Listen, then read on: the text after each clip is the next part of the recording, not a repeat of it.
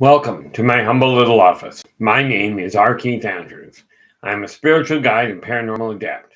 The journey continues today on March 19th, 2023 at approximately 4:29 p.m. PST.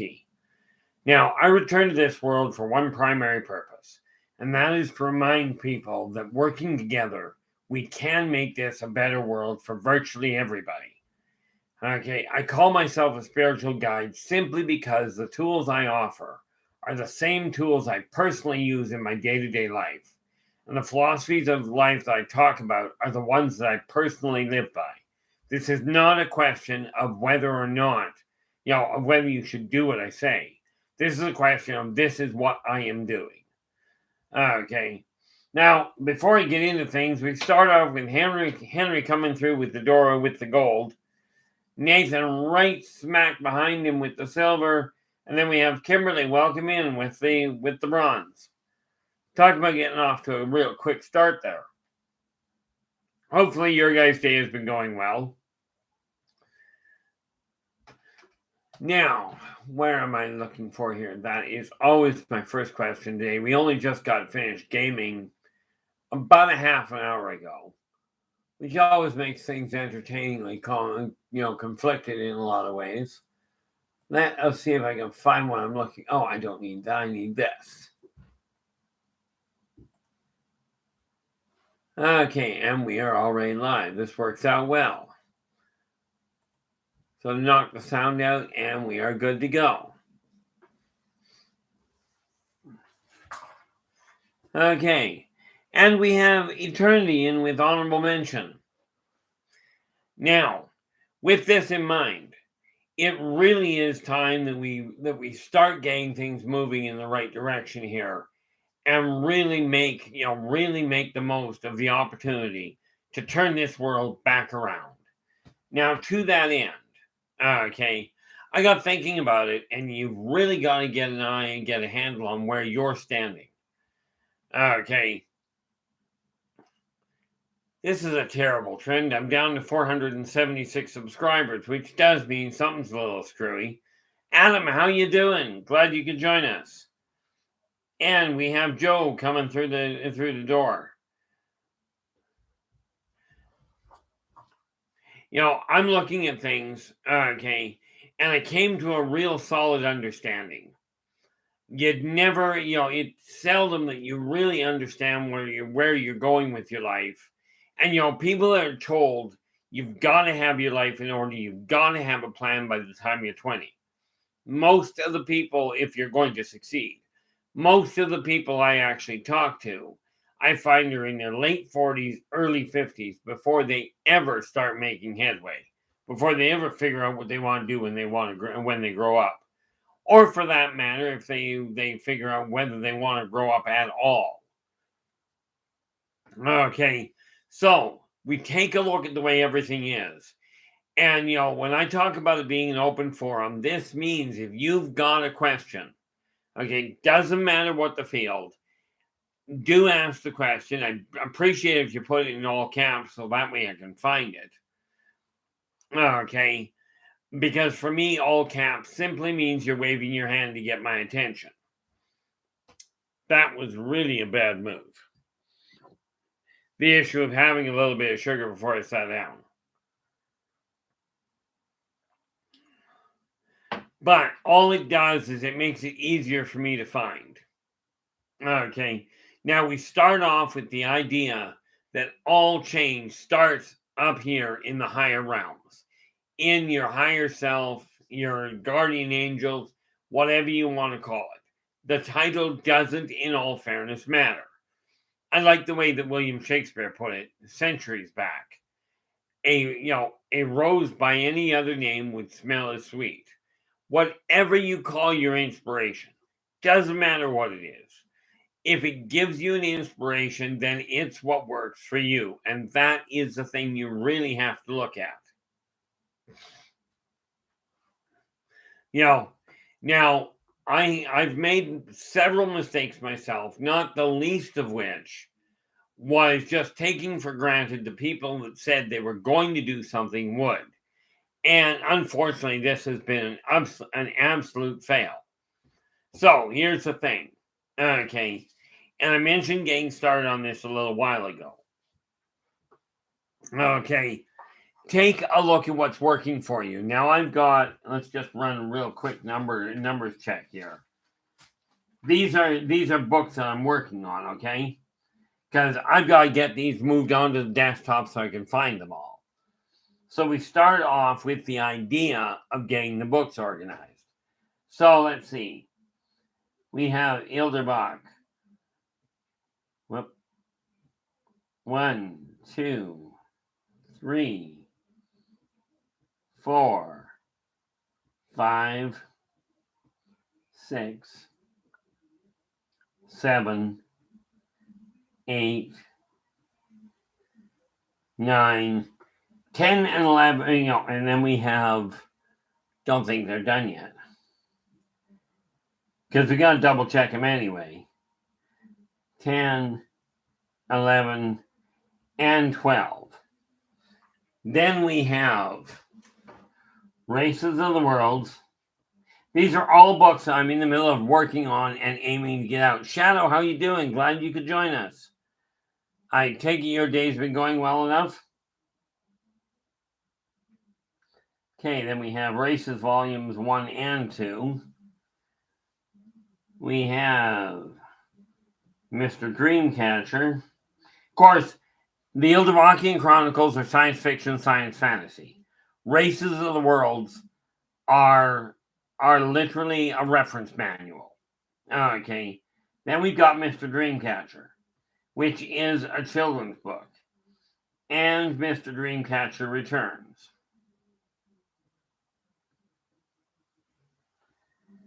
Okay, again, another children's book. Then we have a poetic anthology that we're working on. And there's that one. And then what do we got next?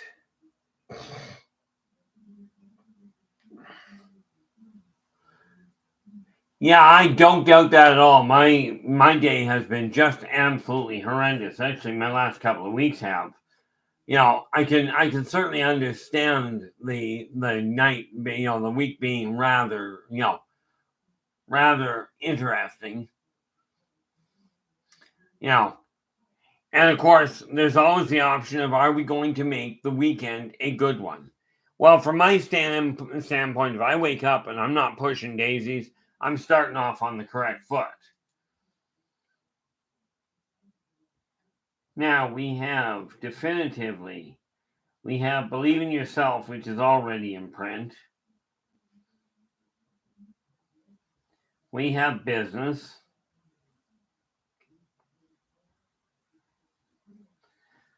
Okay, and these are books I'm already in the process of writing.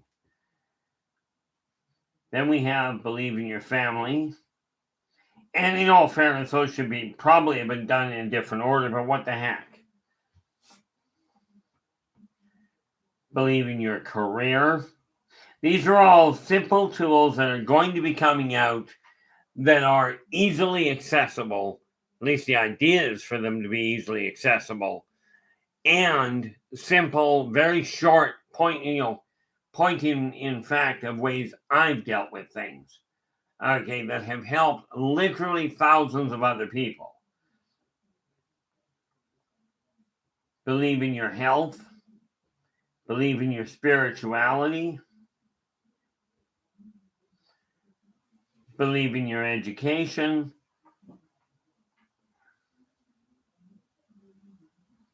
Believe in Your Success.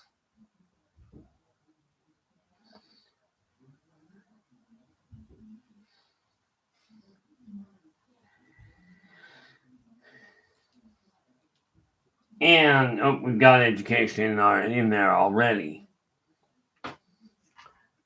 So I mean, we're looking at that's just right off the top of my head. Now I still have 1, 2, 3, 4.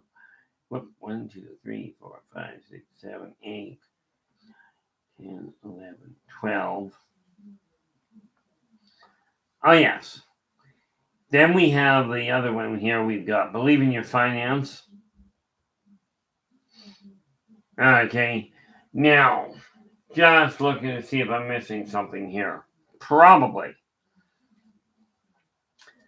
Okay, and then we've got a more complicated book that we're working on, which is a detailed book about how to attain success in any field. Hey, Big J, how you doing? Glad you could join us. Okay, now these are all books I'm in the middle of writing all together. Where are we here?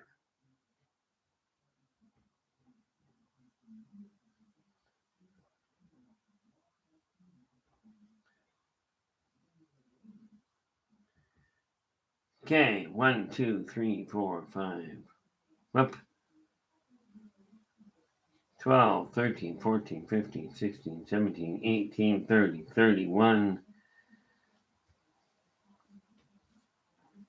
That's 31. Oh, and somebody asked me something, and I don't know where it is right offhand. Oh, yes. Now I remember where I wrote it.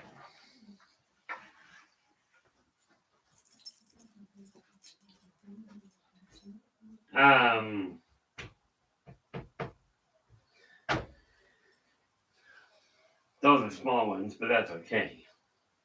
What is today? Okay, somebody just wrote something here. Yes, that is something that I really should deal with. Okay, as in believe in your mental health, because I will tell you, regardless of what anybody tells you, and this is gonna just upset some people. Now, understanding, I am not a medical doctor. Okay, I've never been trained in medical. As a matter of fact, I went out of my way to avoid taking a course in nutrition. Okay, but I have discovered something rather remarkable. And I will tell you this will throw the doctors up in arms. Have you ever heard of something called MPD or DID, also known as multiple personality disorder, or dissociative disorder? Okay, I'm pretty certain you guys have all heard of this. What you haven't heard from virtually anybody I warned is that you can actually draw these people back together. Not necessarily. You may not be able to make them function like everybody else. But I'll tell you, what I found, I was dealing with a client a while ago that had three very distinct personalities. And when I talk about a disorder, she'd be in the middle of saying something, and one of her other personalities would come forth. Susie, how you doing? Glad you could join us. Okay. By the time I got done with her, bear in mind, she was the host, if you will, the primary. She really desired her life to come back into her hands. She had an absolutely violent personality that was just right out of control in a lot of cases because of the amount of abuse she'd suffered. And then there was this tiny little girl, okay, that was no more than 5 years old. I'd be inclined to say probably closer to 3 or 4. But I managed to get them all working together and not have to wipe any of them out. Okay. What we ended up doing was found out what the different personalities really desired to do, what they really enjoyed. Where it came to the 5-year-old, we arranged for her to get one day, a couple hours a week, where she could do her finger painting. This is all she really wanted. It was all that really made her happy, as evidenced by the fact she'd go into the kitchen, into the fridge, grab the squeegee bottle of ketchup and the one of mustard, and use them to finger paint on the table. And of course, when the primary came forward, it's like, where did this mess come from?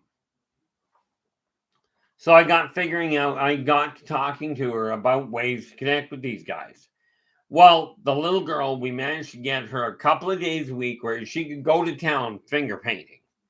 But it also meant that she had to finger paint where it was set up. instead of on the floor or on the wall or wherever she came across. Okay.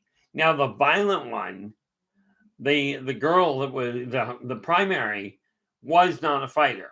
Okay, she really wasn't. But we managed to get to work with her to get her to involve to enroll in a mixed martial arts, in an amateur mixed martial arts training course. Okay, and told her, step out of the way, let the other one deal with it. Okay, and I'll tell you, it worked like an absolute charm. You know, I was dealing with a woman that was an absolute kleptomaniac, living on the street, violently vindictive temper. Okay, but working with her, we managed to get her to the point where she was returning money to pay that other people had actually lost. She was living in a granted a subsidized housing, but she was working part-time in a regular job. So when we are talking about mental health, understand, I know the doctors will tell you you can't cure these things. You're on pills for the rest of your life. I'm telling you that is not necessarily the case, but there's something you got to realize. If you are already on medication, stay on the medication. Okay, there is little worse than pulling yourself off it when your system is not running properly. Okay, but by working with the tools that I work with, you can get a reasonable handle on things and get back to a functionally normal life. It's going to take work. Understand, this did not happen to you overnight.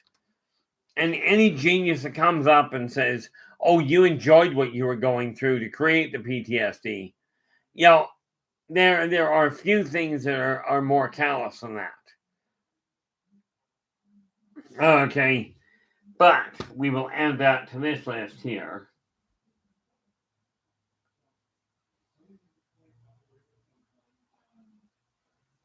And then we have my yesterdays tomorrow. Now that's already written, but I will tell you, it will not be edited because I'm not, or more than point. Well, it really won't. Okay, because it was channeled.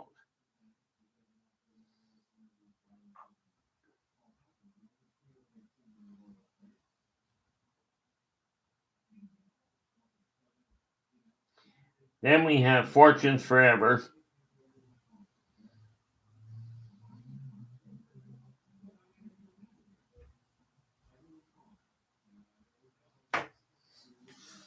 You know, I was thinking of writing up a minor course on the disparaging, on the, what's the word I'm looking for, that shows the flaws in modern astrology, but I figured that was going to cause me way too much of a headache for people.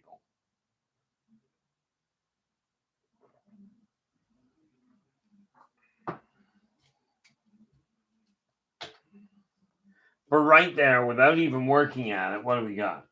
12, 13, 14, 15, 16, 17, 29, 30, 31, 32. Oh, yes. And we have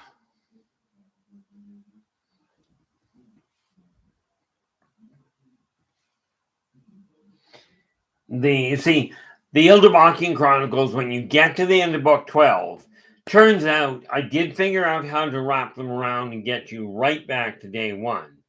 Carlito, how are we doing? Glad you could join us. Hopefully your day has been going well.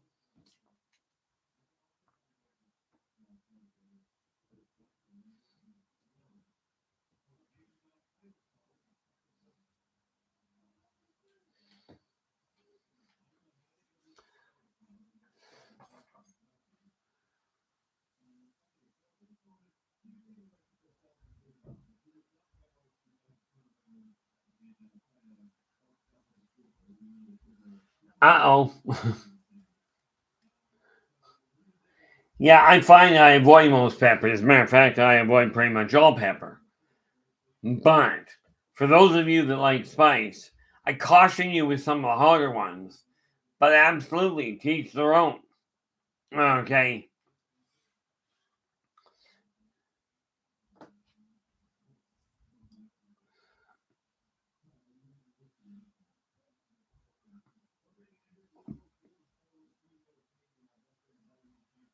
Yeah, I mean, I'm looking at some of these books you guys are talking about. I'm still of the opinion if the world's going to dump into a bin, would somebody mind making my place the center of it? And I don't mean the center of the world afterwards.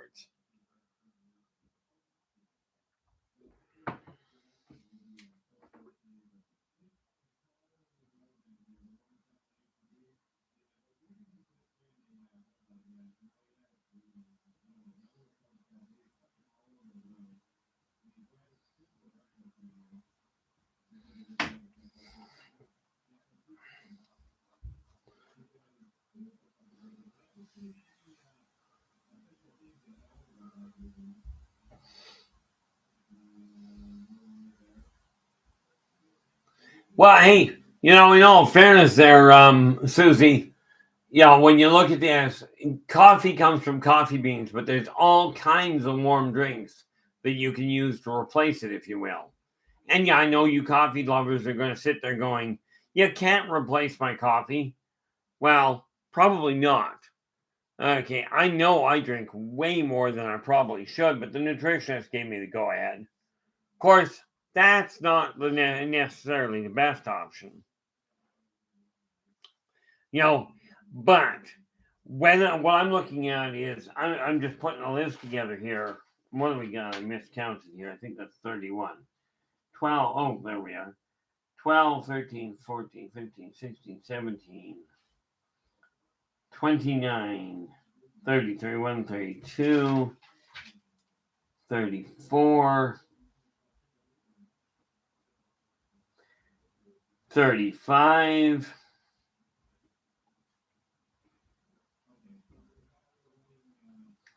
and 36.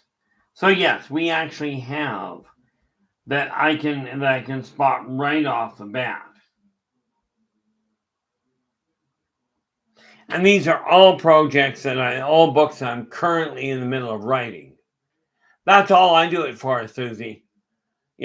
I don't like the flavor of chlorine, so I add a little bit of coffee, and that wipes out the problem with the chlorine.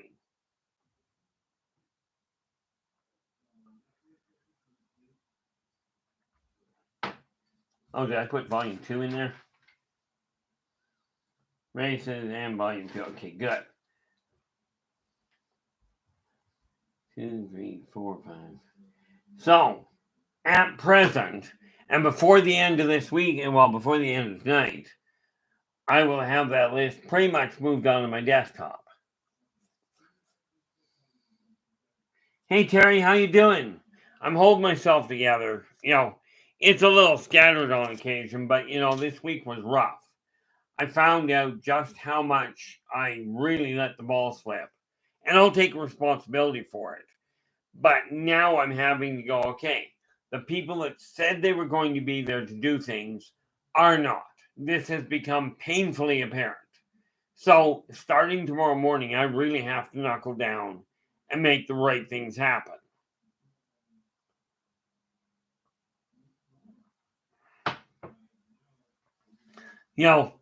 But yeah, I'm looking at this. I did not realize, and somebody just asked me, the other thing that I'm going to be dealing with, and we're going to be talking about in a couple of days, okay, is how to cope with with a loved one passing, especially if you're not ready for it. Okay, so right off the bat, tomorrow we're looking at 0 point energy again. We're going to talk about how you can actually access that kind of energy and make it work for your liking. Then on Tuesday, we'll be talking about elementals, as in earth elementals, what you may know as earth elementals, fire elementals, and water elementals. Okay, we are talking about another life form that humans are sadly grossly under aware of.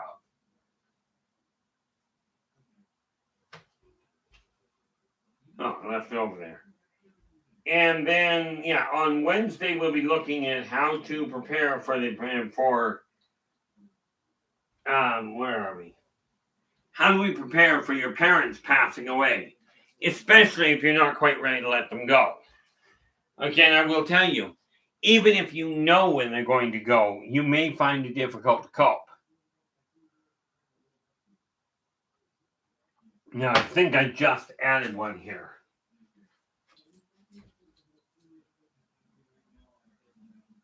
Oh, yes. That'll be on the 24th. On Friday, we'll be dealing with the parent issue. On Saturday, I'm looking at potentially... Okay, I will answer that in just 10 seconds there, Terry. You can see where this is going to go in a hurry. On Saturday, we are going to talk about how to prepare for your next life.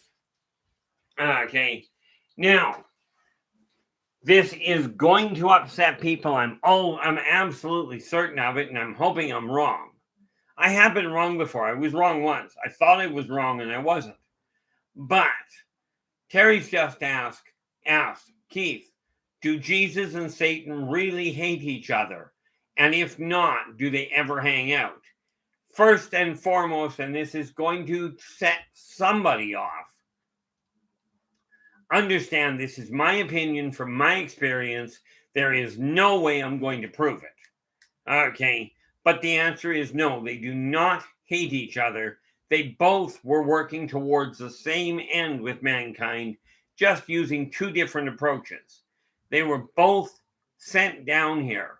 According to the Bible, Satan was cast out, but the original definition of the word cast was sent. Okay. Satan, by the way, is a title. Okay. So, I mean, you start with that little issue, but the thing is, she was sent down here to remind people you do have free will. You do have free choice. What you don't have is freedom from consequence. Okay. You know, the fact of the matter is, not everybody will hear things in the same fashion. Net result, we have multiple religions out there. Okay, and I was talking to somebody one day, and they asked me point blank, "How you doing there, Maggie? Glad you could join us." They told me point blank that now how did they put that? I was going down a road here. Oh, they asked me. They said, "Look, wouldn't you, if you were God, wouldn't you come down and pick one church and say, that's my church. Pay attention to it." And I looked at the person. I said, well, that is not the way it happened. I said, do understand, God is not judgmental. Okay. God gave you free will. He told you, go forth and multiply. Go and make your own choices. I'd like you to follow these directives, but I'm giving you free will. I will support you in what you choose to do. Okay. I said, he did not come down and pick one church and say, that's my church. What he did was, what Yeshua actually did was came down and talked to the different religions. Okay, the heads of the different religions. Christianity, Muslim, Buddhist, the East Indian, all the East Indian subdivisions,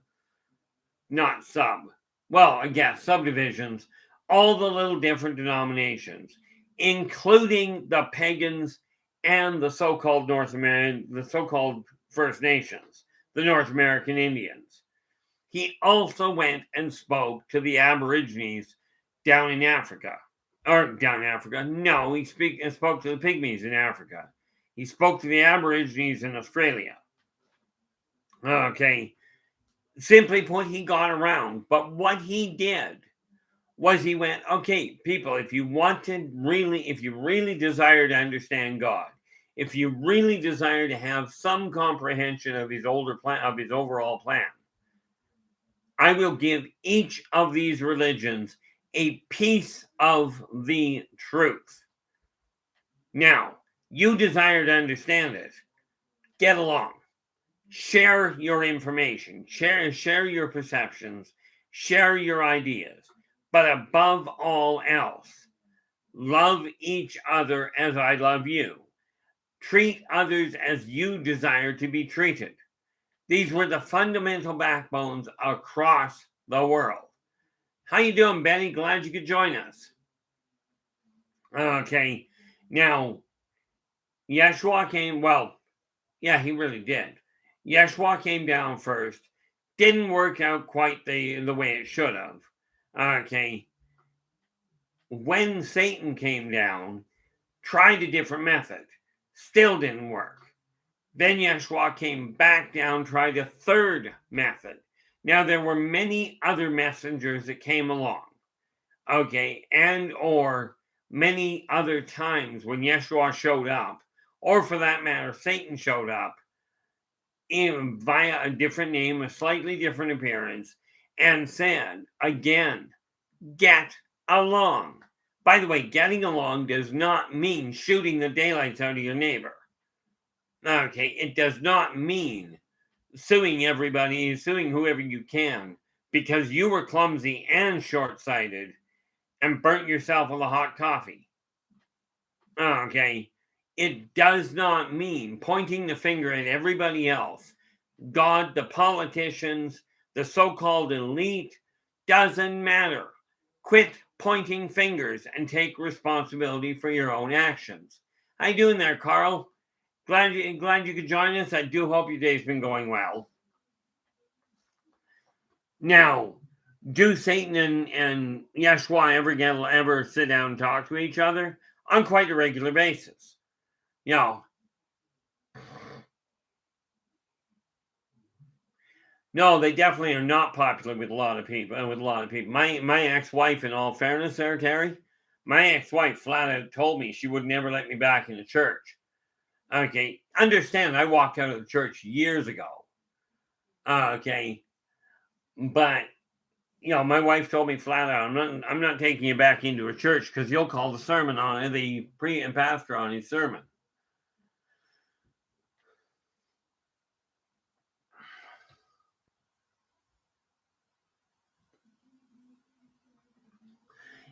Everything, in all fairness, the one thing I've found, Benny, is everything is literally connected. It's all interwoven. Are there mistakes made? No. Okay, in all fairness, I've looked at everything that I can that I've been shown as far as what has been, what is now this rendition of creation.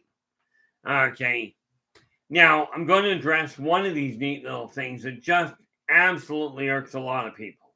The idea that the gay community is a mistake, that homosexuality is a mistake. And here's the problem with that philosophy. And don't take my word for it. For pity's sakes, do your own research. Okay. But if you look at it now across the mammalian population, okay, and do your own research, across the entire mammalian population, approximately 4% of all of them are homosexual. Okay, now if that's a mistake, that is a massive mistake. Okay, and for somebody that everybody says is perfect, you got to wonder how they come up with he made a mistake. Okay, now I don't know about you, but from my standpoint, 4% is a little high for a oops, I messed up.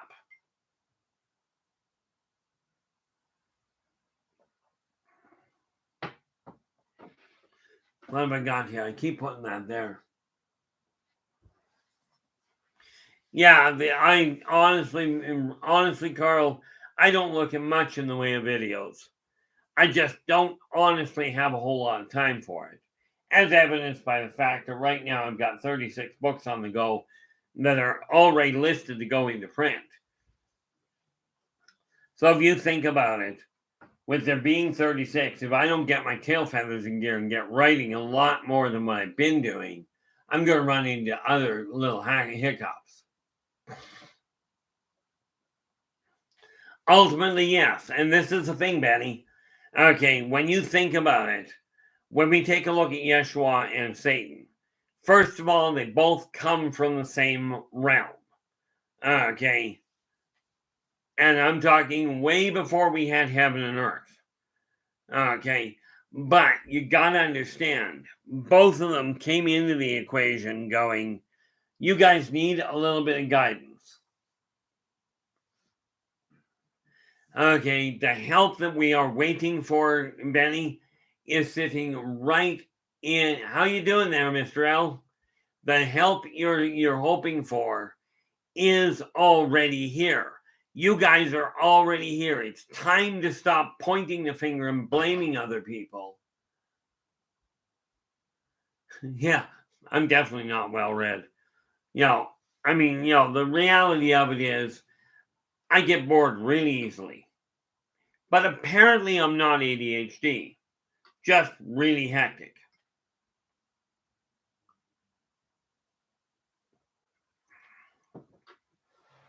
But like I said, do not take my word for it. And this is where it's going to upset a bunch of people. But let me ask you this. I'll let you guys answer it instead of me sticking my foot all the way to my hip. Okay. If you walk into a crowded room full of all kinds of people, from every walk of life, from the poorest to the richest, male, female, transitory, whatever, animals, plants, you walk into an absolutely crowded room. Okay. Now, you walk into the room, there's people all over the place, but you talk to the person at the front door when you get there. Is that person, in your opinion, I'd love to see the answers in the chat room. In your opinion, okay, if you walk into a crowded room and you talk to the first person that you run into through the door, is that person a special person to you?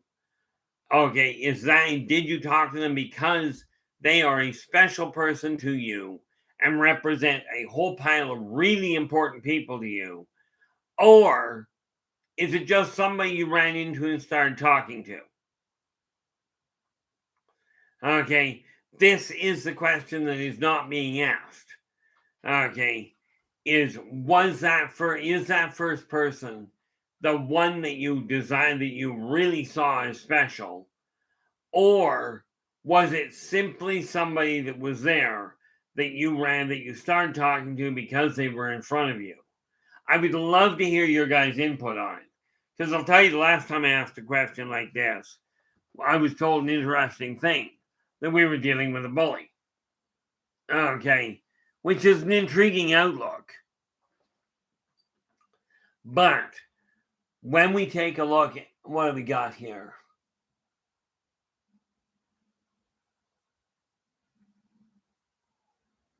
Well, here's the neat thing there, Mr. L. Mushroom, like Mr. L's going, I drink mushroom coffee every day in the classification of a superfood. 7 types of medicinal mushrooms. Wonder if any of those are those real funny mushrooms. Combined with organic instant coffee. Well, I will tell you this. In my opinion, if it is consumable by any corporeal, it is organic. And that's a whole different setup. Hey, Raven, how we doing? Glad you could join us. Oh, excellent. I will keep my eyeballs open for it. I've got this show to do until 6:30, and then I come back on at 7:30 for the reading of, and let me double check that. I think it's chapter 2 in all fairness. 19th. Yep, chapter 2 of the Yldrbac Chronicles. I'll be reading that at 7:30. So it's going to be a little hectic for me today, as far as today goes, but that's okay. That's pretty much the way I set things up.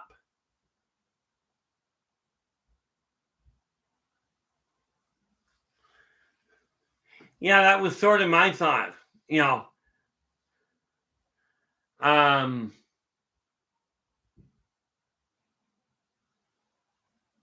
Yeah, Benny's going, crowds are amazing now. No difference. All love, family, stuck here to learn out way back, remembering our ancestry to get back into harmony and great spirit oneness. Absolutely agreed. Okay, that's fantastic there, Mr. L. I'm still looking into how to get my teeth to regenerate because it's the one area that I've got a major problem with. It's a pain in the neck. Uh-oh, is that a good thing there, Carl? I'm suspecting because you're laughing at it, it's got to be a reasonably good thing. But no, when I look at this whole issue, there are countless times, and I can't tell you the number of people I've talked to that have been abducted by various different aliens and been told, guys, you have a beautiful planet down there. Start treating it as such. You've got to start getting along. You've got to start working together. Okay, because this is, humans are, because we are the dominant surface dwelling, technologically advanced race on Earth. We are the caretakers.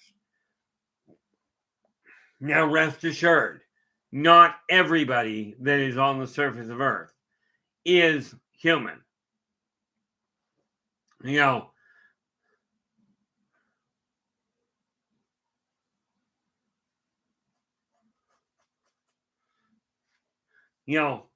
reality of it is this.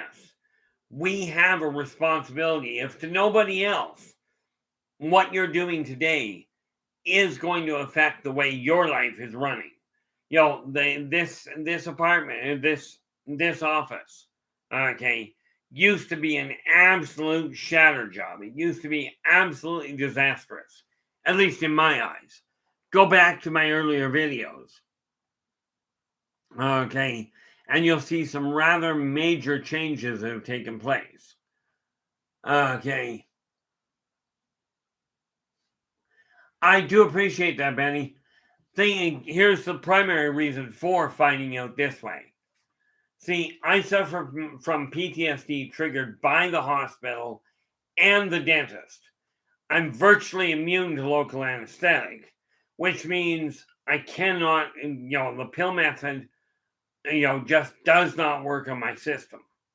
Okay. And of course, going into the hospital, my blood pressure goes through the roof, sitting on the same foot on the ground. Okay. So, I mean, there's that issue. And of course, we have the other neat little problem of finances are not exactly my strong suit at this point. Okay. All of these have to be taken into consideration. Okay. But any assistance, any guidance would certainly be appreciated.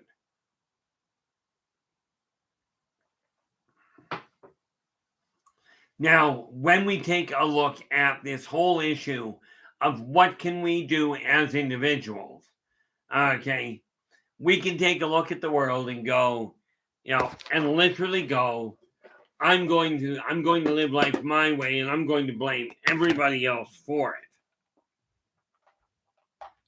it. Okay, it just becomes an interesting fiasco when you think about it. Now, what am I looking for?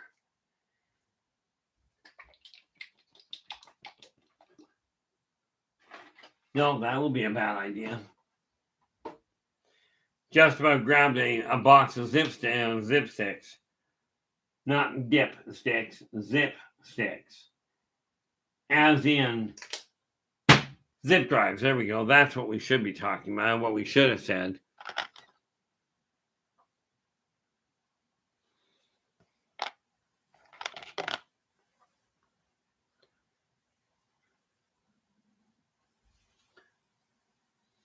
Just trying to figure out which one of these guys is best suited.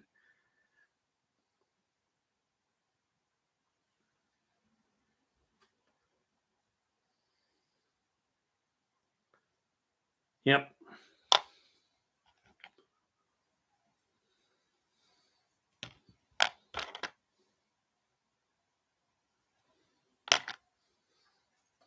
Now, I just have to get myself a little itty bitty toothpick.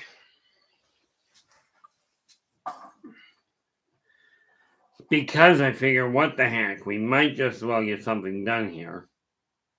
Which I get done anyway. But no, the reality of life, okay, is we keep looking at the world and going, it's somebody else's fault. The elites are screwing it up. The politicians are the ones that have absolutely made a mess of this planet. Well, bad news, guys. Everybody out there, everyone of you, myself included, is responsible for the mess that this world is currently in. And it's a question of either we start doing something about it now, or we're leaving our kids with the responsibility to straighten it out. Now, I don't know about you, but that doesn't work well for me. Okay, right now I'm looking at it going, no, I've made some miscalculations, but it's time to really start looking at it and going, what am I going to do with it?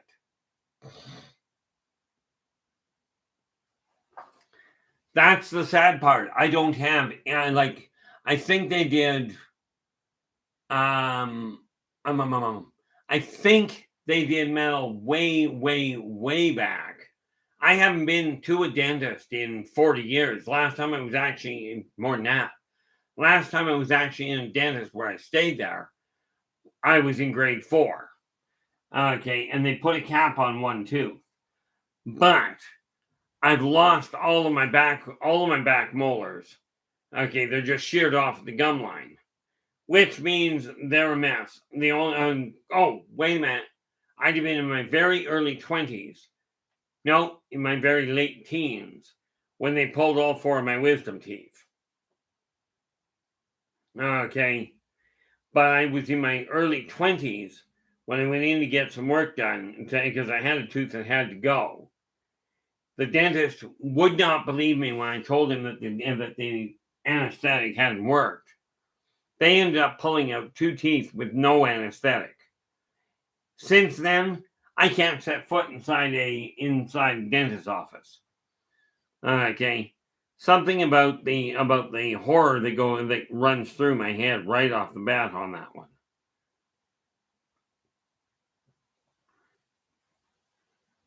You know, so what I'm looking for is, I know there's a key.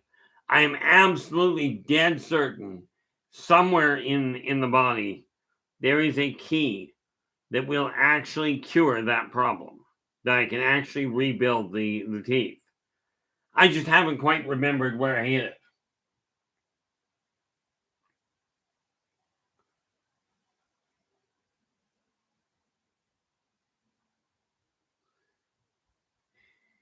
In answer to that wonderful little question, guys, we have here, this is the character the figure I decided to use to represent a little chap by the name of Thunder Sawgrass. Okay. He's been an absolute hoot to write. You know, real short-sighted, attention span of a gnat, and more likely a gnat with ADHD. Okay, but he is proving to be a lot of fun to work with.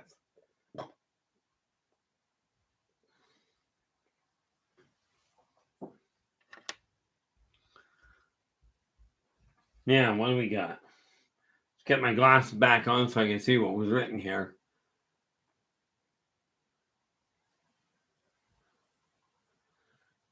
You know, I did find something that has stabilized my teeth, but it hasn't a thing like what they told me it would do, and I got called tomorrow for it.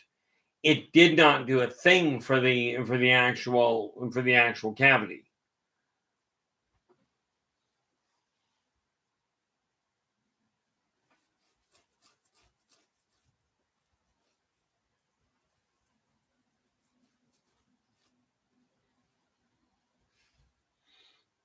Let's see here.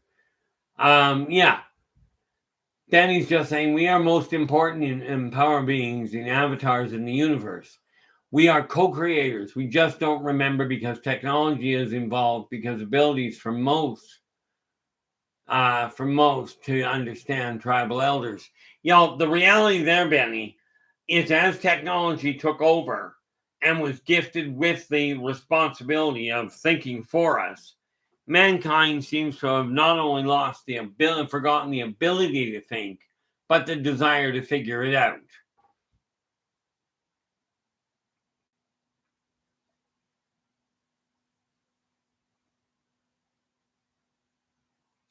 Yeah.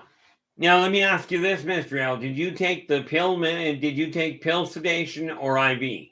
Because the pills won't work on me. Period. Okay, my anxiety goes through the roof so fast. I have no idea. Carl's just asking, anyone know about what's happening on 22/03/20 and 2023? I haven't even heard. Is the world ending again? Is this what ended up happening?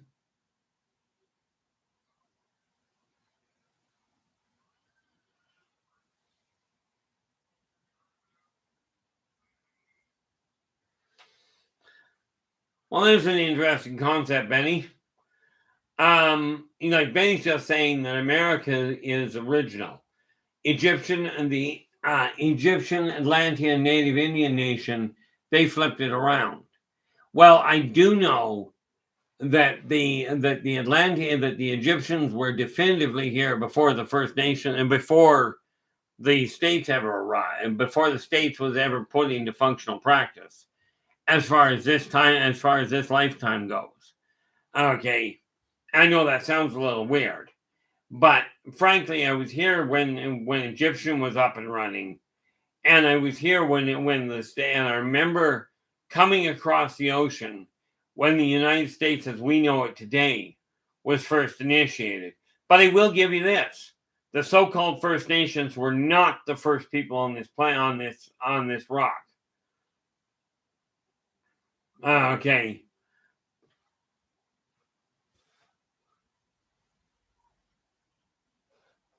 Yeah, because I'm just looking at this. The pills don't work on me. Period.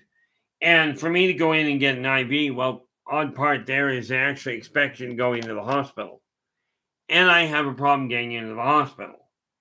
Needless to say, not a real fun transition.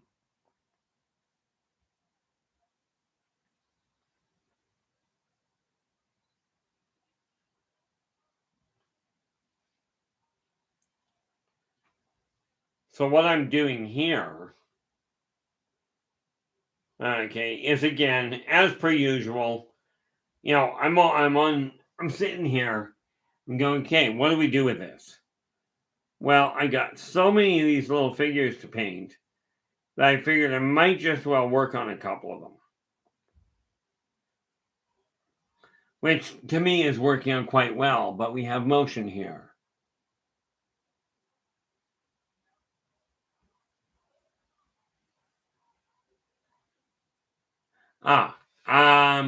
Yeah. Benny just is saying here, I'm fully aware but not indoctrinated, nor educated, just a sovereign, just a sovereign badass. No, absolutely not. Not all of us were. I came into this world knowing a lot more than I knew how to articulate, and it's just gotten more complicated.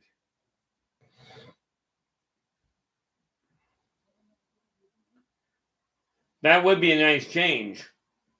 But the only thing they've offered here is, oh, we'll give you a pill to keep you under and to keep you immobile so you can't physically move. And I'm like, yeah, there's a brilliant idea. I suffer from PTSD and you want to mobilize me and then take my teeth out. Like, that's going to be working out well.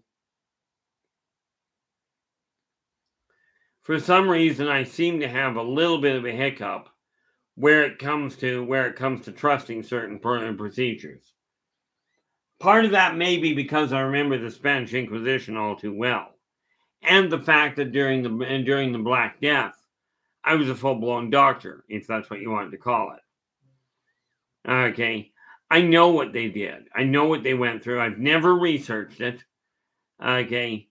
But I do remember it quite nicely. Not fondly, but, well, actually, in all fairness, I made a fair chunk of money during the Black Death. Of course, the fact I was immune and a coroner didn't exactly hurt my income.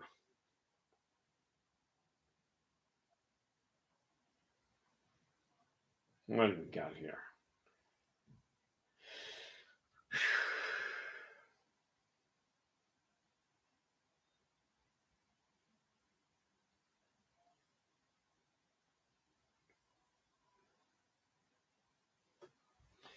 I'm just looking at all I'm doing here, I got a really tiny figure that I'm having to piece together. But no, the way I look at it, we have a very simple situation here. We either, yeah, Susie, during the Black Death, in the city I was living in, I cannot for the life of me remember what the name of the city was. Okay.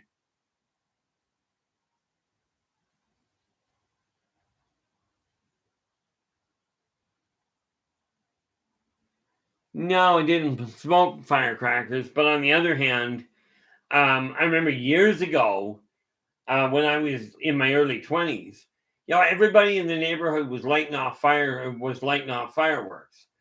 Me and my buddies, we decided that wasn't quite the way we should do it. Okay, so we were setting off pipe bombs. Very well controlled, a lot more noise, not half as much sparklies. Okay. Yeah. And the Black Death was actually a very simple little problem. Okay, and I don't know what's in the history books, what they've written in the history books. So let's get that straight. But the problem was we had no sanitation. Okay. Net result, the rats got into it. And of course, the rats, when they were hungry, would bite people. And then away you get this wonderful little disease that was killing people left, right, and center. Matter of fact, as I recall, it wiped out dang near a third of the known world. Okay. So what ended up happening, now in my case, I happen to be immune. But me and a guy, he was actually not my friend. He was absolutely a right royal pain in the neck. Because you got to remember, before the Black Death, we were fighting we literally were fighting tooth and nail to survive. Because people didn't die that readily. They died of old age, they died of accidents, but there weren't that many people. Okay, so there were just the two of us to start with. And understand, the coroner was also the doctor, the veterinarian, they were the dentist, you name it. If it had to do with health, we were dealing with it. Problem was that there just wasn't enough trouble. So every time there was a brawl that we got a little extra work, quite frankly, we were really happy about it. I know, a real sick and morbid thing to go. You hear about a fight, everybody goes down cheering them on. We're going, okay, I'm getting dibs on the body. But it was a terrible setup, and we knew. And this is where this whole issue of all these boxes you hear about being stored around the world, these little boxes in the FEMA camps.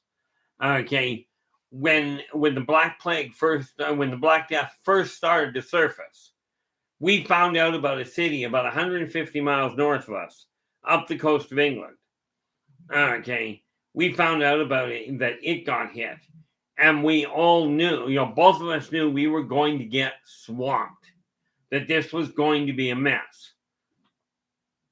Okay, and of course, the other job we also had was handling estate allocation, handling wills and what have you. If it had to do with health, we were right smack in the middle of it. Well, of course, the moment we heard that the Black Death had hit this little town north of us, we went, okay, we're in trouble. Start building coffins. Okay. And we started working night and day to build coffins to get the dead buried. Because we knew if we didn't get them buried, that would draw more rats. Net problem, even more problems. Okay. But we also couldn't keep up with it. Net result, we had 2 more coroners open their doors. Okay.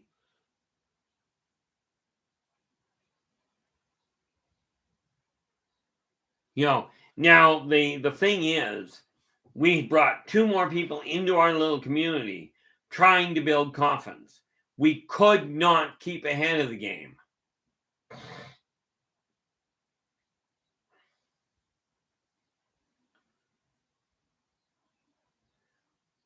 Uh-oh. It wouldn't be a shock there, Nathan. Did you have anything in mind? Nathan's just asking me, did I forget something or did I forget to do something?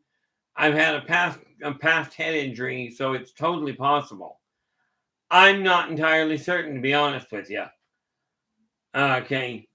But no, we had 4 of us working day and night trying to get things organized. Hey Chad, how you doing? Glad you could join us.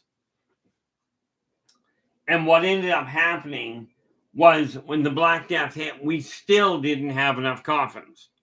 Okay, and by the way, the mill was working overtime trying to cut the pieces open. Trying to get the parts cut for it. We just couldn't keep up with it. Okay, so the Black Death came, and 2 of the coroners died. 2 new coroners died off. Turned out that a friend of mine, that this adversary of mine, and I were both immune. We both lost our families. Okay, and by the way, the Black Death did not come only once. It came twice that I'm aware of. Sad to say I was there for both of them. Not necessarily my most brilliant choice of lifetimes. But when the Black Death hit, okay, my buddy and I, what became my buddy, we would sit down, we'd get done our day and we'd go in and sit down in the bar, in the tavern, and try and have a little, a little bit of a break. And of course, because we were in that industry, our stress levels were a little on the high side. So, you developed a little bit of a twisted sense of humor. Like not the least of which was, and by the way, his name was Fenian. I do not recall his last name. Yes, I do. But that is an absolutely bizarre setup. Remember when I mentioned that when I'm talking about things, sometimes the memory will come back? My adversary come buddy's name was Fenian Butterman. His family were farmers. But he went into the coroner business because, quite frankly, he was afraid of cattle, which was really kind of comical in a sense. Didn't mind the dead and that sort of thing. So we ended up developing a bit of a friendship. Well, actually, a really solid one. Okay. And the 2 of us would get together after work. And it's like, hey, Fenian, how's your day been? And he'd look at me and he's like, I'm just absolutely exhausted. I had another one of my apprentices. I had another one of them crawl into the coffin and just up and die on me. It's just getting so hard to get people to stay alive while we're working with them. I said, I know what you mean. I said, it's just gotten right out of hand. And I mean, this was just a normal way for us to look at it. Oddly enough, my outlook on death of a stranger in this lifetime is very similar. I will tell you this other neat little part about that. You end up, whether you go to hell or whether you go to heaven when you die, your call. Okay, that's the comical part. That's the secret that nobody seems to want you to know.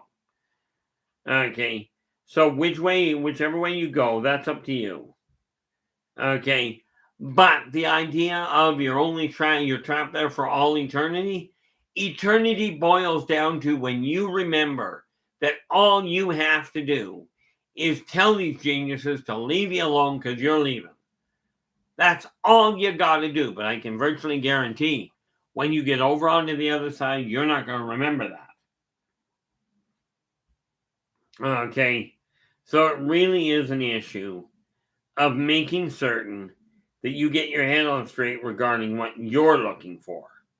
And this is why I say, next weekend we will be dealing with how to plan for your next life.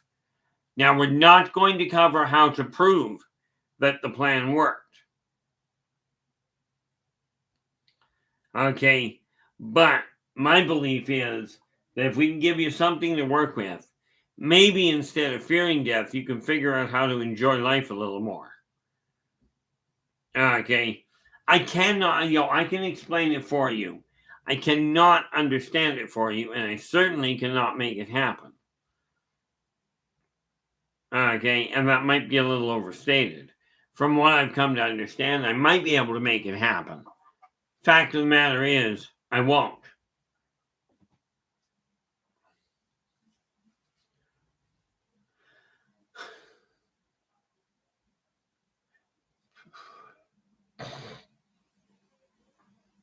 But no, it got so bad during the Black Death.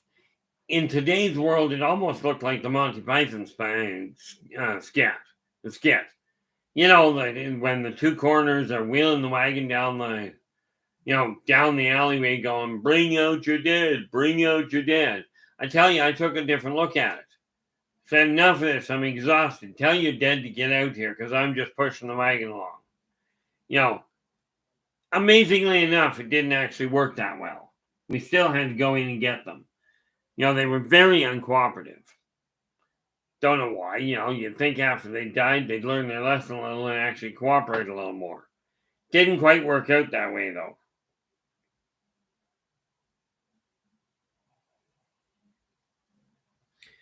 So what, and this is just one of these, of the past lives I recall. But no, I know for an absolute certainty, though there is no way I'm ever going to be able to prove it, that Jesus and Satan do get along. Of course, in all fairness, yeah, that's what I was saying. That was the thing we complained about. It's like, if you're going to die, would you mind dying on the main floor? I don't care if you jump out the window, but get to the main floor. It's a pain going up the stairs.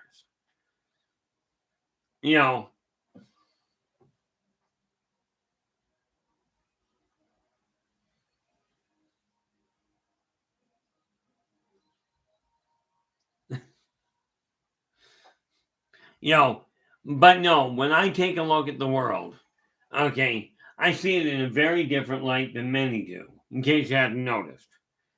But am I a firm believer that we can change this world for the better? The answer is yes. But in order to do that, and as many people as possible have got to start accepting the fact that you have the ability to make the changes. Yes, governments and corporations have created all kinds of obstacles based on greed and greed alone.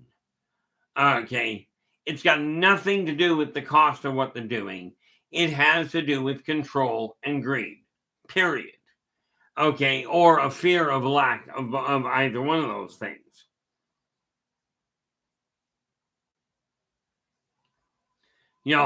This is just one of those other things that we have to look at and go, okay, this is the world that we're living in. Are we going to leave it this way? This character's coming along nicely. I had to stop painting it yesterday. Or was it last week I was working on it? But in any event, at this point, I'm just looking at making certain that I get things organized with it.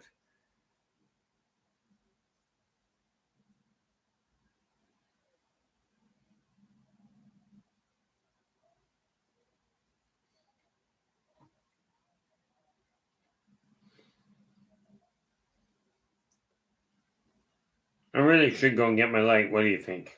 It's just over there, but the odds of my actually getting it without actually moving, not good. So I think we'll move that over there.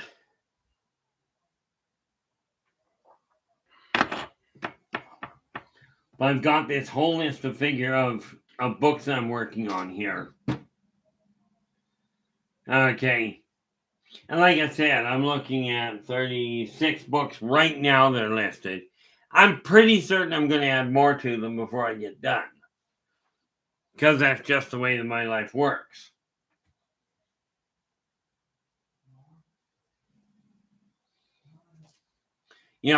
We have to start. Well, I guess technically you don't have to. Mankind's been sticking their head in the sand for centuries. Okay, so apparently it can be done. Well, standing up was a bad idea in a sense.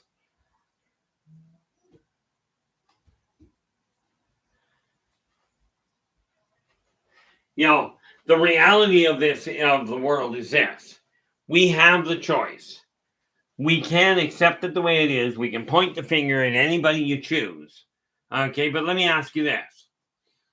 Do you actually have any control over what your neighbor does or what your neighbor thinks? Okay, if you're a parent, do you actually control how your kid is going to respond? Okay, think about that for just half a minute.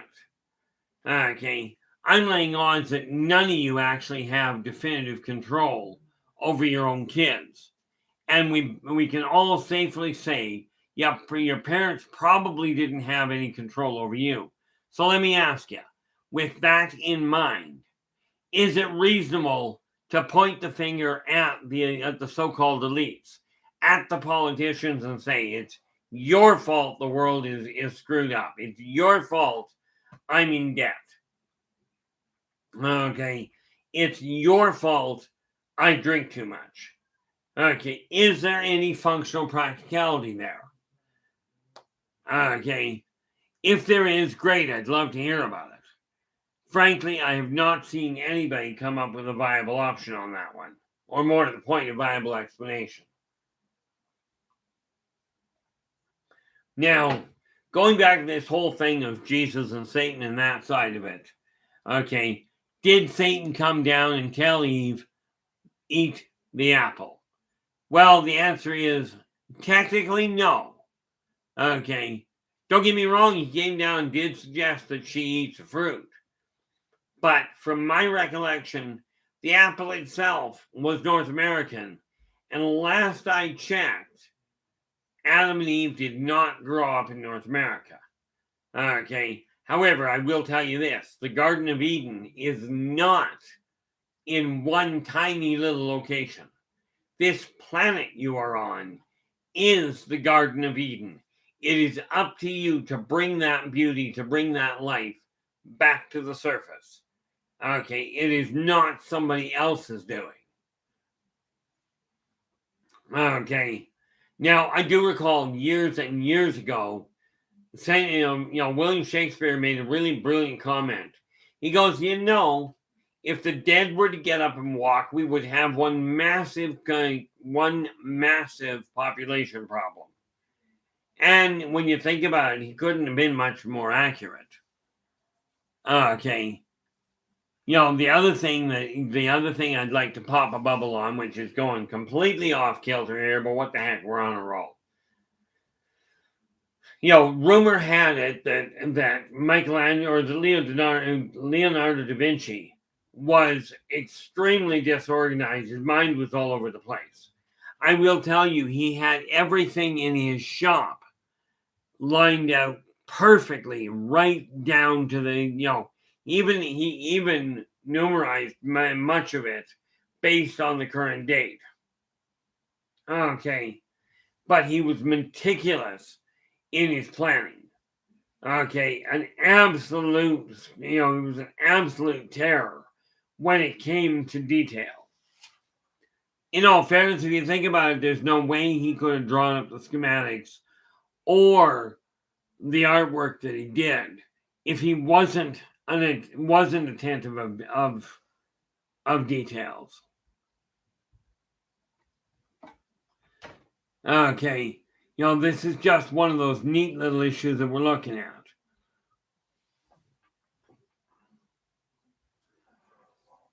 So when we start looking at whether or not, if we can take Jesus and Satan, and here's the other side of this, they get along. I had a radio show years ago. Okay. I do not honestly at this point recall what it was called, but I can tell you it was on KGRA radio. Okay. But I had a very well-placed member of the Roman Catholic Church and a very well-placed member of the Church of Satan on the same show, the same night. In less than 2 hours, I had them agreeing with each other about the way the world was working from a religious side of it. Okay. The fact of the matter is there is common ground for every single individual out there. But it's going to take a lot of work. It's going to take a lot of communication, which, in case you hadn't noticed, many people seem to have forgotten how to work with.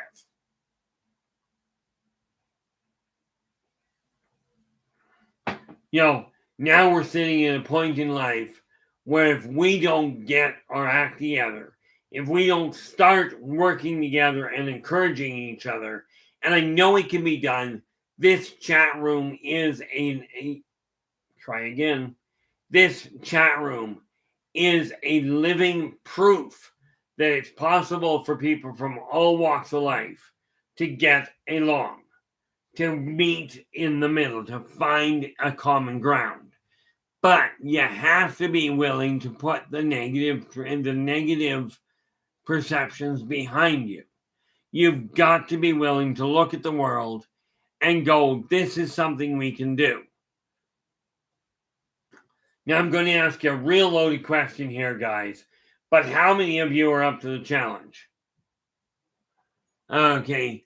How many of you are actually of the opinion that we can accomplish this monumental task in spite of the number of people pointing fingers at others to say this isn't going to work? Okay. I am curious how many people are on board, because it is a job that is way, way, way too far overdue.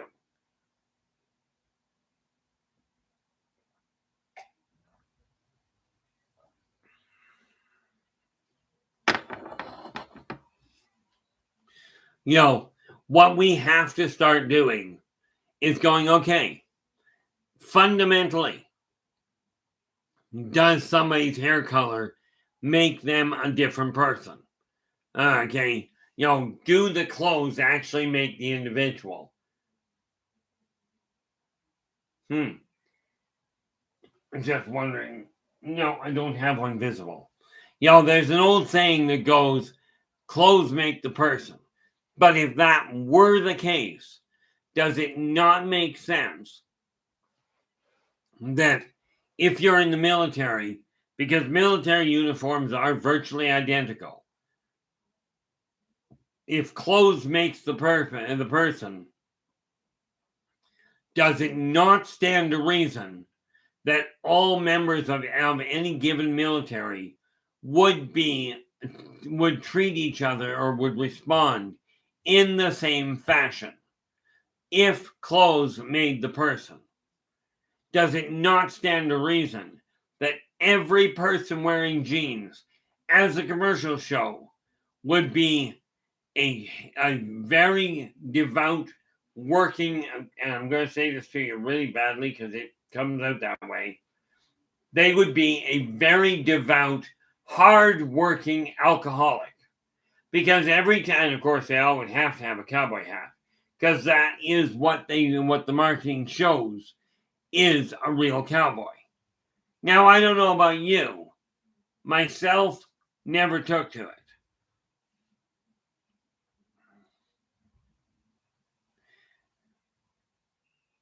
See, and I don't blame you there, Joe. The thing that I found was this: the color of somebody's hair does not make the person, or the clothes they're wearing doesn't make the person, but it does affect the perception of others.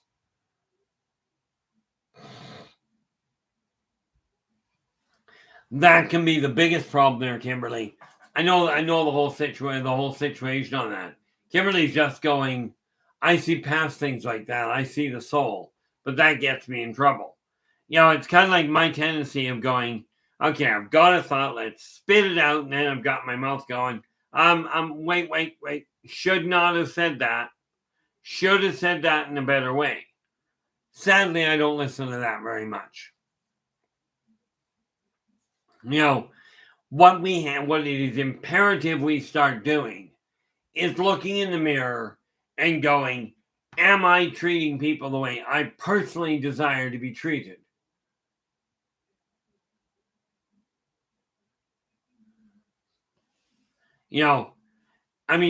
I do realize that people have feelings.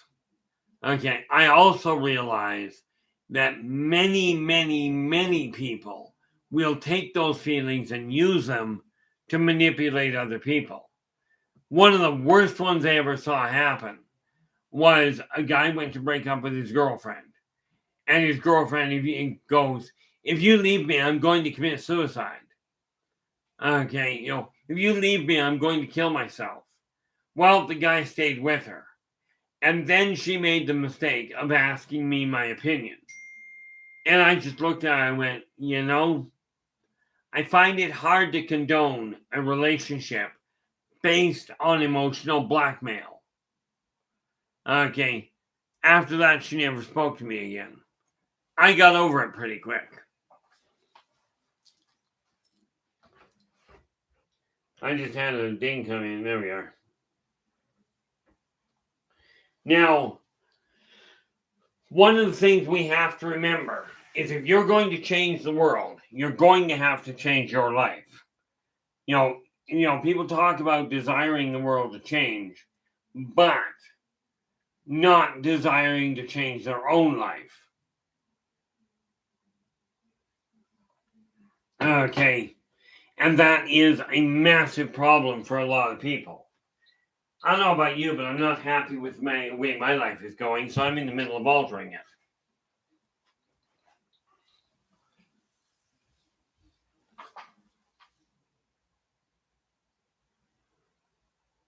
Yeah.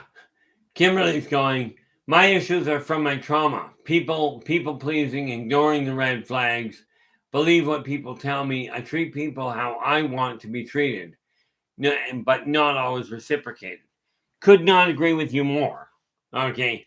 Unfortunately, I found the exact same thing with my own family.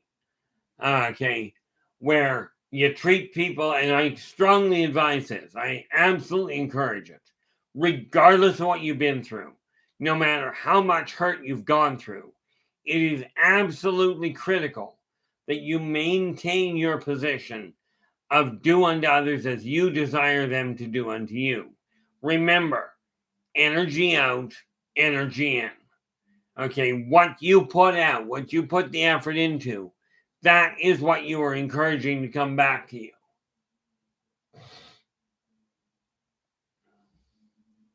Yeah, I went into hermit mode, about a decade ago there, Kimberly. The biggest problem I run into now is I find that hermit mode now makes going outside almost impossible.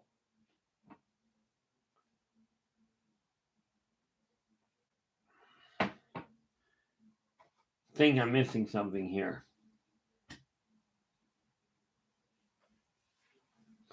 For me, I used to have to come up with reasons not to leave the house. And then, of course, COVID hit, and I went, stay home, stay away from people, and drink warm liquids. And I'm thinking to myself, I don't like going out. I don't desire to be around people. And I've got a 30-cup urn. I'm good. I no longer had to come up with a reason for not going out. I was told to stay home.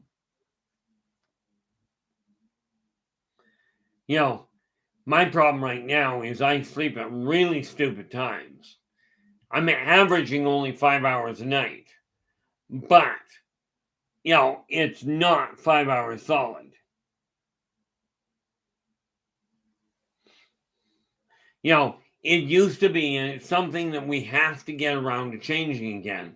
But of course, as soon as people start getting close to each other, Some genius comes up with a new medical reason why that's a bad idea. I will tell you, until people start communicating, we're going to continue having the same problems. Okay, this is something we, not the elites, not the heads of organizations or governments, but we, the people, have the capacity to change. Okay, but in order for said change to happen, you absolutely have to turn around and make sure that you're willing to change as well. I absolutely agree with you there, Susie.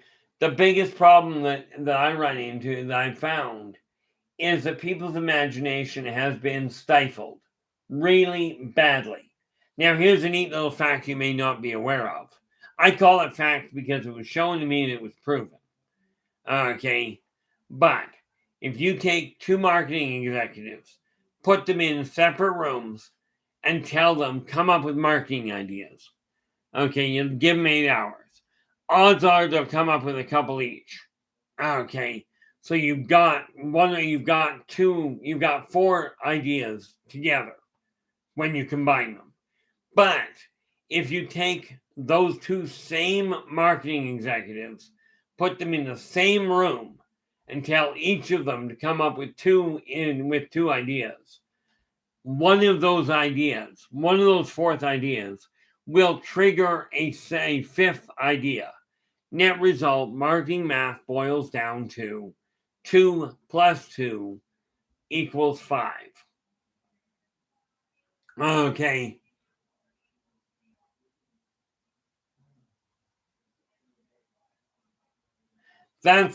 This is where I got to. Joe, Joe's just saying, I'm very sensitive when it comes to certain people. I know when not to go near and when it's okay. I'm not a medium by any means. Well, that depends on your definition of medium, but you are absolutely a sensitive. In other words, you pick up on emotional emanations. But as you know, the more people are around you, the more complicated it gets. Okay, it's called sensory overload.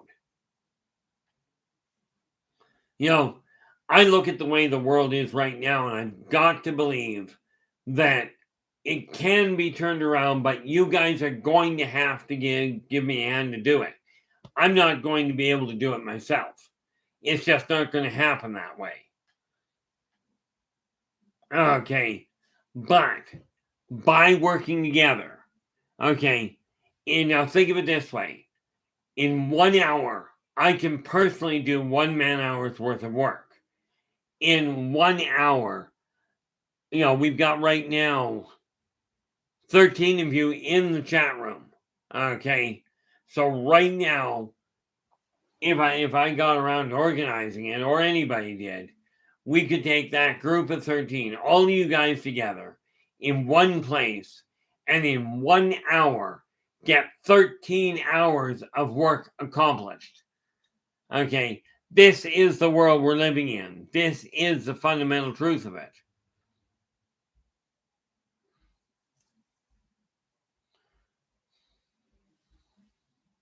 Yeah, nothing like going, that's a real great idea. Where are we? Yeah, so Kimberly's just going, I'm in a cabin in the woods. That's the reality behind the whole 9 yards. You're out in the middle of nowhere. You're very comfortable where you are, presumably, or I'm guessing you wouldn't still be there. Okay. But the reality is, when we take a look at the world and go, okay, I'm no longer tolerating my part in it. I'm changing the way my world is going. Okay. 2 years ago, people asked about would I turn this into a regular thing. At that point, I said, I just can't see it. I got too many other things I'm working on, and therefore this just doesn't seem to add up well.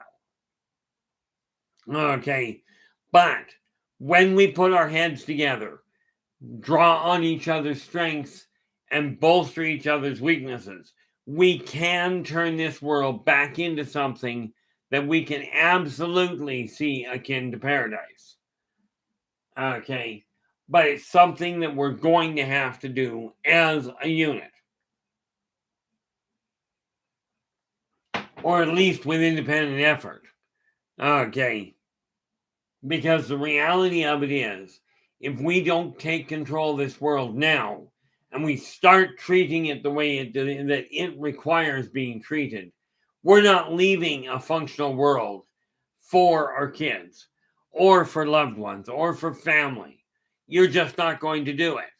Because the reality, unfortunately, is that the way the world is being treated right now, she's going to have a coronary. Okay. And yes, Caborans do have a heart. Okay. Problem is, when their heart goes, it usually fractures their entire body. Okay. Hopefully that makes sense. You know, I tried growing things in the city, but frankly, I came to the conclusion that that's not going to happen.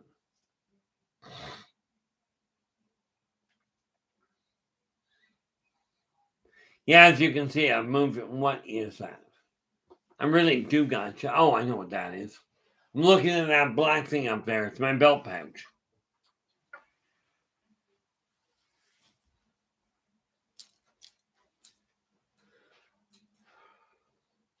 Nope, I lied. That's my belt pouch. This is just a set of headsets that I don't have plugged in. Primarily because they annoy the daylights out of me. That, and they keep scrambling my computer. So I figured there's not much point.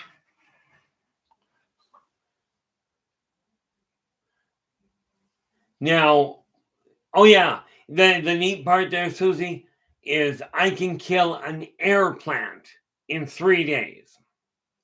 You know, an air plant. Now, do not ask me how I can pull that off. Okay, because I can also stop bleeding. I can override a heart attack.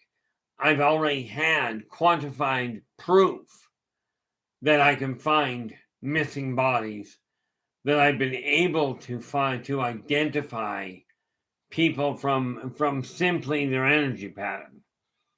Okay. Now, you know, I've tried growing a lot of things and came to the conclusion I had one plant that I was really successful with, and his name was Gordon. Okay. The man was a coffee addict. Well, man. Plant. Okay. He was an absolute coffee addict. And boy, did he let me know it when he first started speaking. It's like I'm sitting there, I poured my coffee, I go and walk by me, and he goes, "Hey." I stopped and like I looked around, there's nobody else there. "Hey." Looked at him again, looked at the plant and went, "You're talking." He goes, "Duh. Now where's my coffee?" I said, "What do you mean, my coffee?" He said, "Where's my coffee? You got you one, where's mine?" Well, I had never, I knew I could talk to plants, I knew I could communicate with them, but that was the first time I'd ever been had a situation demanded of me. Yeah, Joe, so far, no. I know I've offended a couple of people. This is pretty much cut and dried. But there are very few people that have, and I can think of one person that came through here, and I don't even recall his name, that he did offend me because he came into the he came into our chat room here and immediately called all of you guys a bunch of trolls because of the cross chatter. Well, I never had to say a word. So a whole pile of you guys jumped on him to let him know that his behavior was not functionally acceptable at all.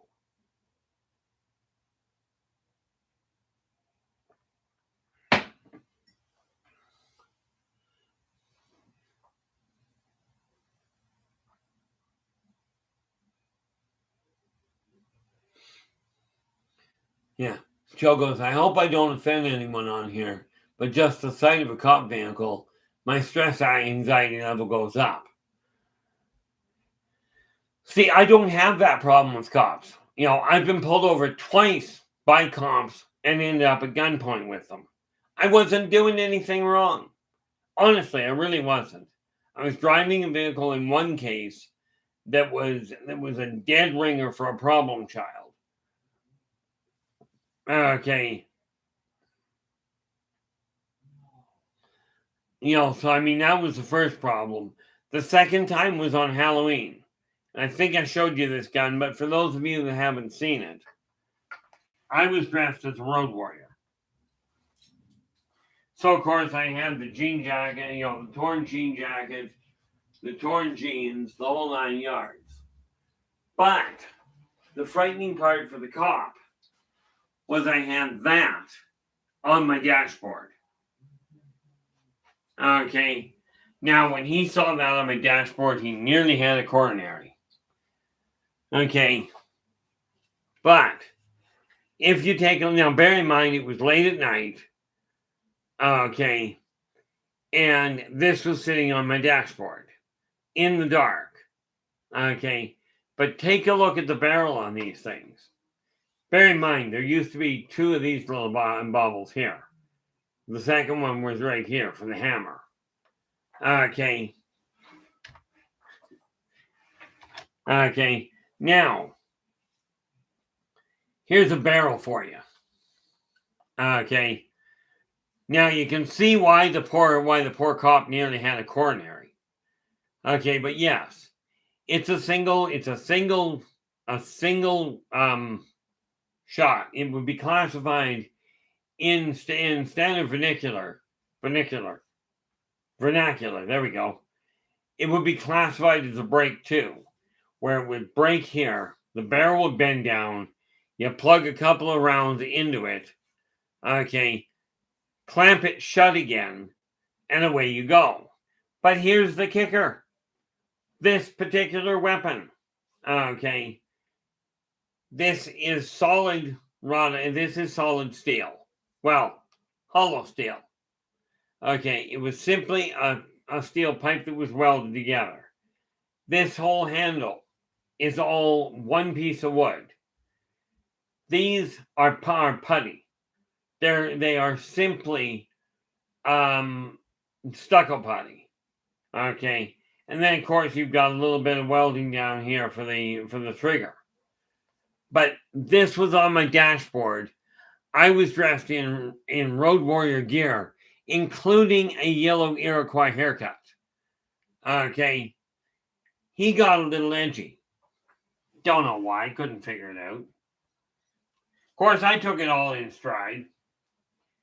Didn't help that I had a couple of American pineapples sitting on my table on the seat beside me at the same time.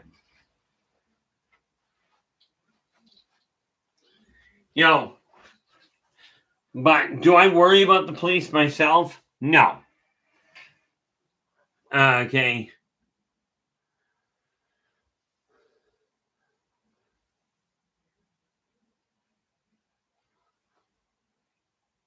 Yeah, pretty much so, Susie. You have something like that. Now, the neat part about it, okay, in this book, okay, Blade carries a sawed-off shotgun. Okay, as a matter of fact, if we take a look at this one, this is, as you guys well know, this is the birth of the wolf pack. Okay, but the sequel to it is the back of the end of an epoch. Now, this is Blade, and this here, let me just take a look at this. No, that's a Bowie knife. Okay, but what he also has is a sawed-off shotgun. Okay, and yes, in just over an hour and a half, just shy of an hour and a half, we'll get back to reading those. But the reality of it is, when you're looking at your life, okay, if you desire your life to change, it is time to start making it happen.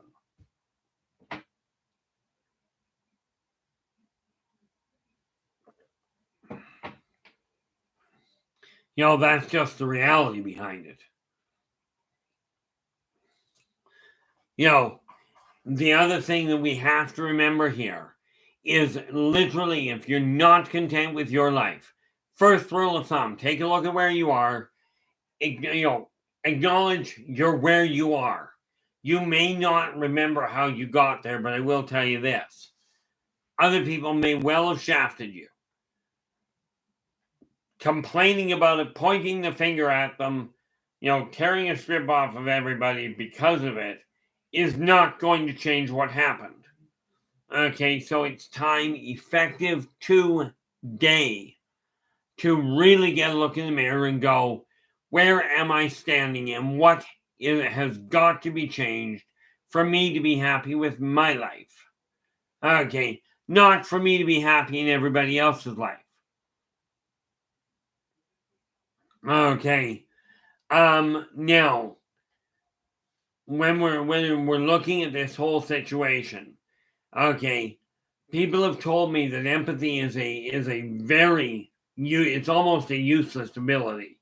Fact of the matter is, if you can get somebody to feel like they desire to do something for you and they feel it's their idea, it will certainly help you get your life back on track. This is just the reality of it.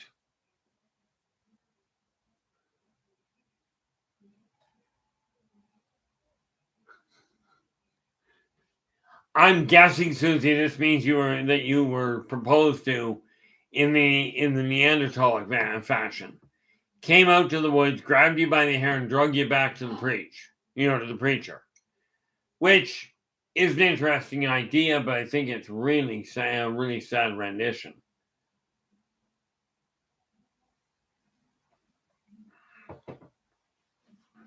But no, it is very much a case of we have got to start looking at each other, number one, as equals. Okay, that is first and foremost. Because as soon as we realize that each and every one of you is just as important as the next, that's when our life starts and when our world starts to change.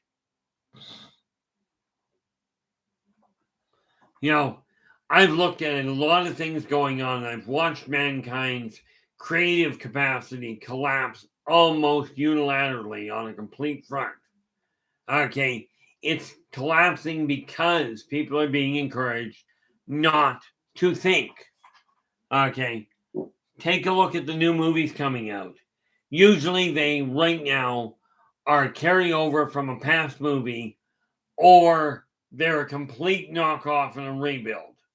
Now, I don't know about you, but I am still watching for that one unique movie to show up. Okay, and this is where we really have to start working together. Now, right at this point, where are we?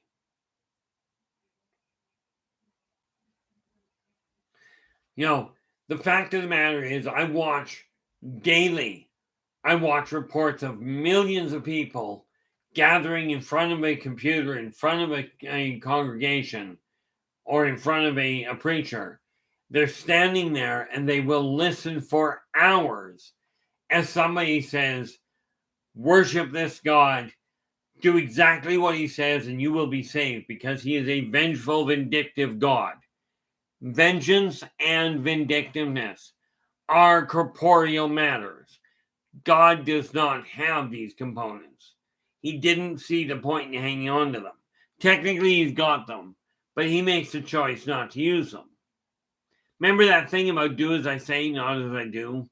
Or much more importantly, do unto others as you desire them to do unto you. You recall that? That's because you're supposed to treat people in a decent fashion. And going back up here, I'm missing something there, so I'm just going to leave that one alone. But this is absolutely the time that we have got to start looking in the mirror and going, what am I doing that is holding me back? Not Is the government out to get me? Are the elites completely screwing up the import-export industry? Okay, understand, in any given city, okay, you have about any given city of 100,000 people, and you've got about 5,000 absolute maximum working in that field. Okay, now that's only 5 out of 95. So you're looking at least 40,000 adults that are working inside the same city. Okay, that are in that same city area. Now, with that in mind, okay, this is not an indication for overthrow. Overthrowing it would be a disaster. Okay, this is an issue of communication and talk to the other parties. Make sure you're on the same page. Yeah, just looking back up here. And honestly, their football, mind speak or telepathy is a very real talent. Okay. No, Henry, it really is not a real gun. But in the dark, on Halloween, with everybody dressed up in a weird fashion, the cop was a whole lot more edgy. Or a whole lot edgier. Take your pick. Okay, so we are talking about a world that has to be altered. If we leave it the way it is, we don't have to worry about it. This is true. Most people my age in 40 years aren't going to be here. My kid, on the other hand, both my kids are going to be here in all likelihood. Okay, and it is one of these things, and that just reminded me, so I should actually organize that. I got to deal with making a will up, and makes sense that I take my boys with me. Realistically, how else are they going to actually deal with, how are they possibly going to deal with working out the legal system if nobody ever shows them how? Lord knows I should have learned a long time ago because I'm way behind the 8 ball. Okay. I am so far behind the 8 ball, it's insane. Okay. Now, the one thing we have to realize is that when you're dealing with the world that we live in, you have the right to be heard. You've got the right to be treated with respect, regardless of who you are, regardless of your color, or who you vote for, or who you fall in love with. It is not one of these things that you don't have a right to have. And the whole reason that Satan came down was to remind you, if you're going to give your word, follow it right through. Now let's realize Satan had a brilliant idea. He'd speak in riddles, but he always gave you the answer. Okay, and this is what we as a society have got to start looking at.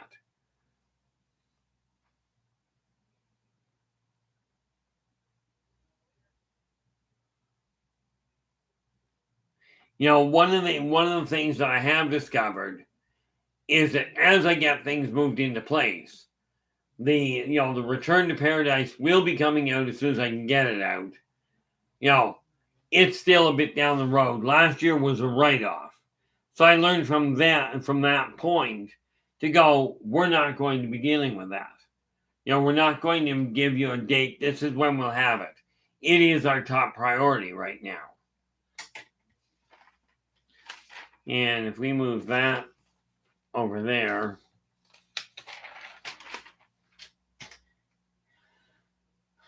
what am I looking at here?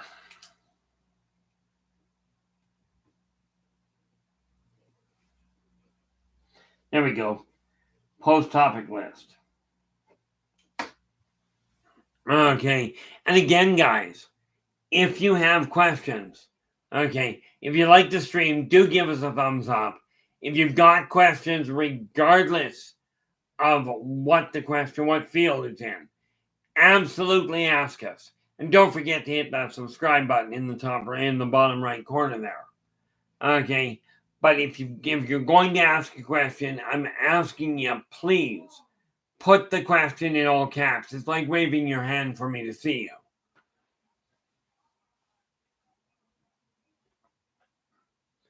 You know, this is an excellent opportunity for us to reclaim power over our own world and really start moving forward with it. Okay, the neat part about it is that it is something that we can do. Okay, ain't that wonderful? I'm just noticing my throat is starting to sore and starting to seize up, which isn't too terribly bad. We're down to the last 10 minutes.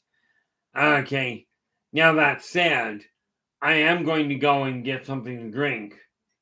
And no, it will not be alcoholic. It'll be coffee.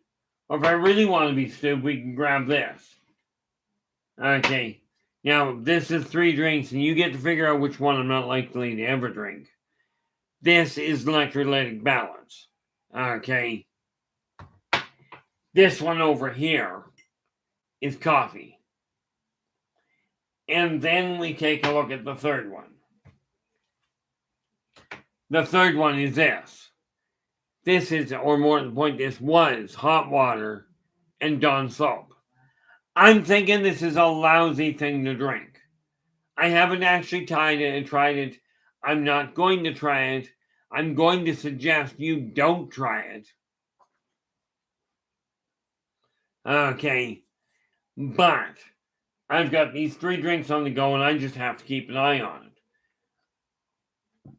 Of course, the other thing I'm having fun with right now is I'm getting double vision. Which realistically means I didn't actually have enough to eat. So I will be doing that between the 2 shows. Yeah, that was my thought there, Henry. You know, whoever came up with the Tide Challenge, a decade ago or however long ago it was, I don't have a problem with them coming up with the idea. I have a serious problem with the concept of other people going, hey, that sounds like a good idea. Let's try that. I don't know about you. I don't like washing dishes. I certainly don't like eating them.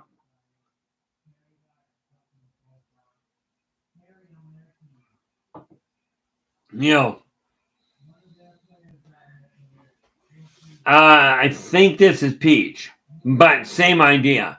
I will warn you, though, I will warn you on this one, Henry. If you take orange juice or apple juice, either one will work. Orange juice and vodka is called a screwdriver, but apple juice and straw and vodka, when I combined those 2, I called it a locust. I called it a locust because I took 4 ounces of apple juice, an ounce of vodka, and a dash of grenadine, and called the thing a locust. Okay. And in a lot of ways, it's kind of similar because it'll sneak up on you and kick the stuffing out of your senses. Okay. But it's one of these things that you've got to make the decision you're going to follow. Because obviously, when you look at your kids, you're one of these people. Your kids are hopefully going to be here after you're gone.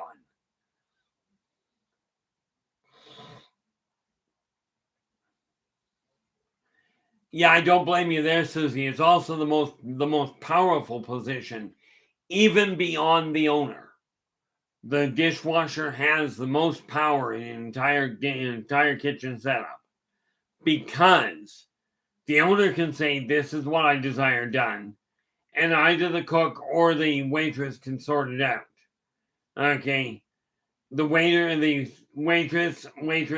doesn't matter, or the cook can screw up an order with their service or with the food.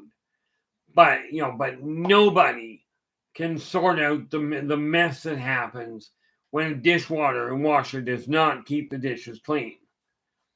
I was lucky because that was my first primary job, was that of a dishwasher. And whenever we had a banquet, my boss would pack all the stuff from the banquet up and send it home with me. Okay, because I didn't like cooking then either.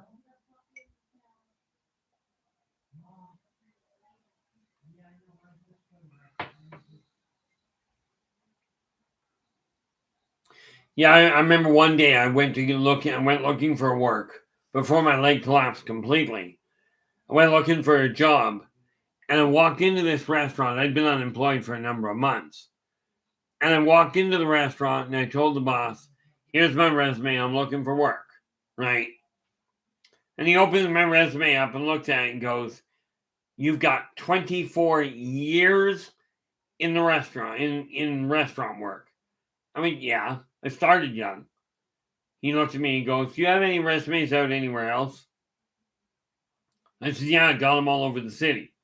He says, you haven't got a job yet. I said, no, nobody's picked me up. He says, do not move. Please do not move. Turns to the waitress on the floor and he goes, I don't care if you stand in front of the door right now. You don't let this guy move. You don't let him go anywhere. Right? Told the head cook, I'm busy until I can get a hold of the manager. Because he'd like to go through his management routine. Right? Comes back a few minutes later and goes, you're hired. He says, I'll take you full time for as long as I can get you. He says, 25 years and nobody picked you up? He says, I cannot tell you how lucky I was. Unfortunately for him, I only worked for him for about 6 months before my former boss asked me to come back with better hours, a better wage. This is simply a question that my boss looked at me and went, okay. And like my new boss, it's like, okay, you've got that experience. And this is where that stupid move of, oh, you're overqualified. If you are a business owner and you have a position to fill, if somebody is overqualified, they've got more qualifications than you require, hire them on the spot, because they're coming to you with more experience than you require, and they're offering to take the job at the wage that you're offering. This is a gold mine. Pick them up right off the bat and then figure out what to do with them. If they're planning on taking your job, well, if you're the boss, good luck with that. Okay. Now, with this in mind, we're winding things down. So again, guys, if you be kind enough, if you like the stream, do give us a thumbs up. Do subscribe to the channel and share the daylights out of it. We're at the 2-hour mark here, so I'm going to bring things to a close. But I'm going to remind you, I'll be back in about an hour to read chapter 2 of The Birth of the Wolf Pack. Okay. The Birth of the Wolf Pack of the Yldrbacian Chronicles. With that in mind, guys, I will bid you farewell for the time being. And until then, take care of yourselves and each other. And for pity's sakes, stay positive.